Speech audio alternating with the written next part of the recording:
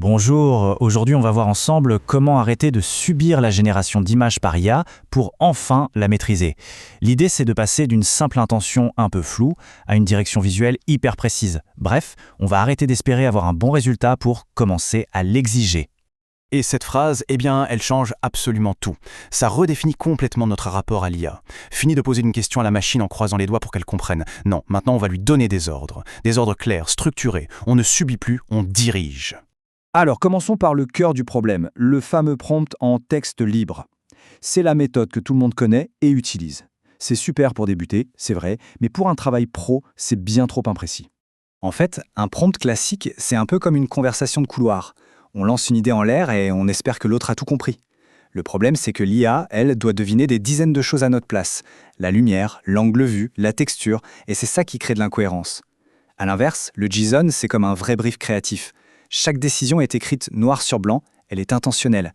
Le hasard n'a tout simplement plus sa place. On connaît tous cette situation, pas vrai?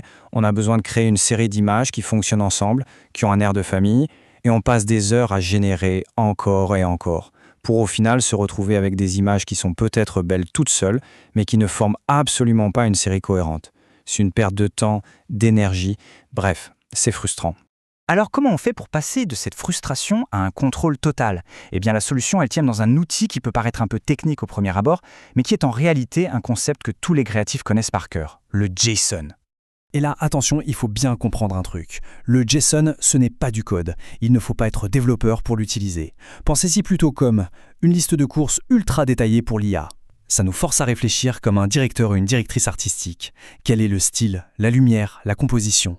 En répondant à ces questions avant générer, on reprend enfin la main sur tout le processus. Et la structure est vraiment simple, c'est toujours la même. Il y a 4 blocs. D'abord, le style général. Ensuite, la partie la plus importante, les paramètres visuels. Là, on va être super précis sur la lumière, les couleurs, etc. Puis le sujet, de manière très factuelle. Et enfin, les négatifs. C'est tout ce qu'on ne veut absolument pas voir dans notre image. C'est l'art de dire non à l'IA. Et les bénéfices, ils sont immédiats. D'abord, fini les résultats qui partent dans tous les sens. On obtient enfin de la cohérence. On a besoin de changer un petit détail, comme la lumière. Pas de problème, on change juste une ligne. On n'a pas besoin de refaire tout le prompt. Et pour le travail en équipe, là, c'est carrément une révolution. Tout le monde part de la même base, ce qui garantit une unité visuelle parfaite. Ok, maintenant on va passer au concept le plus puissant de cette approche, ce qui permet de ne plus créer des images isolées, mais de véritables systèmes visuels. Ça s'appelle le System Token. C'est exactement ça, la promesse du System Token. Imaginez pouvoir définir une identité visuelle une bonne fois pour toutes, et que chaque nouvelle image que l'on crée respecte à la lettre cet ADN. Le System Token, c'est ni plus ni moins la charte graphique de notre projet. C'est là qu'on met toutes les règles qui ne changeront jamais d'une image à l'autre. Le style, la palette de couleurs, le rendu, c'est lui le garant ultime de la cohérence. Alors en pratique, c'est tout bête. On définit le System Token une seule fois. Et ensuite, pour chaque nouvelle image, on a juste besoin de décrire ce qui change, c'est-à-dire le sujet.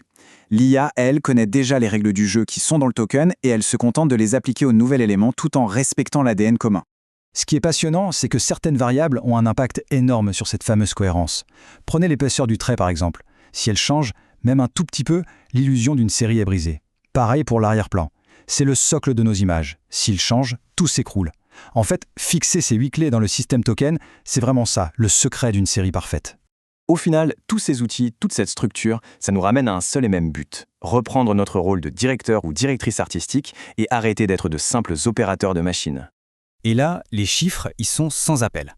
D'un côté, des jours de tâtonnement, plus de 120 générations pour à peine 8 icônes à peu près correctes. De l'autre, avec cette méthode, 30 générations pour 24 icônes parfaitement cohérentes. On génère moins, oui, mais on génère infiniment mieux. La qualité et la cohérence sont juste transformées. Mais attention, le but ultime, ce n'est pas juste d'aller plus vite. Ce gain de temps, c'est juste un bonus. Le véritable objectif, c'est la maîtrise. C'est la capacité à traduire une vision précise que l'on a en tête en un résultat concret. C'est une méthode qui nous force aussi à clarifier nos propres intentions avant même de parler à la machine. Et c'est là qu'est tout le changement de mentalité. On ne cherche plus la bonne surprise, l'accident heureux qui tombe du ciel. Non, on cherche la correspondance parfaite entre une idée et sa réalisation. C'est le retour de l'intention, du regard, de la direction artistique au centre de tout le processus. Au bout du compte, cette structure, ce n'est qu'un outil. mais c'est un outil qui libère la créativité de l'incertitude et des contraintes techniques. La question n'est donc plus comment je vais réussir à obtenir l'image que je veux, mais plutôt quelle est l'image que je veux créer. La technologie, elle, est prête. C'est au tour de la vision.